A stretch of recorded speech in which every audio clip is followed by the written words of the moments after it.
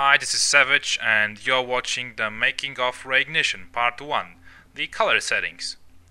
While you see the previous incarnations of the color schemes I created, I'll fill you in with some background on the process of achieving the final look of reIGNITION, a process that was really tough for me.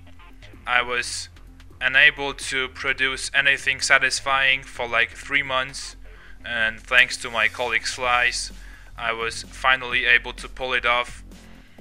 So I created this gloomy, satirized, orange tinted look that I think fits the mood of trance frag movie very well.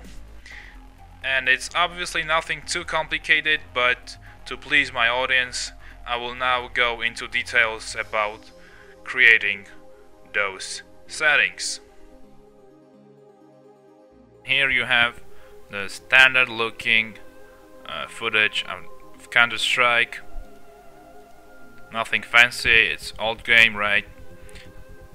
So first thing I did was adding a black chroma key here to boost the shadows, and then the new blue film look with black tint to go further with that effect, and some desaturation as well, and then the levels to manipulate the image a bit, and then the magic bullet look suite with diminished saturation and contrast. But the most important thing I achieved with magic bullet is white diffusion, which was very needed for the look I wanted to achieve in reIGNITION. So here's the difference without white diffusion and with white diffusion. Then there is black gradient at the top of the screen, right, and some boost in contrast.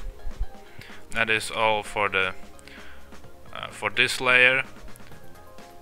The next thing I did was duplicating that layer and setting the compositioning mode of the upper bass to add, and diminishing the opacity of it to like 25%. It depends on the map.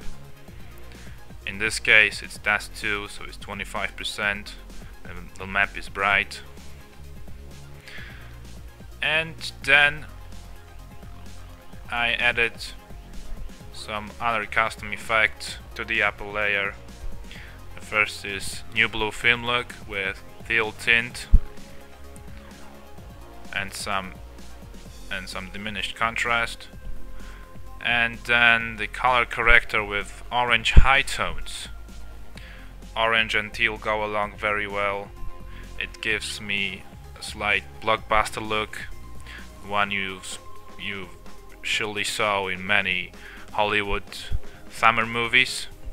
And then there is a color balance with diminished green, which was needed for this map in particular.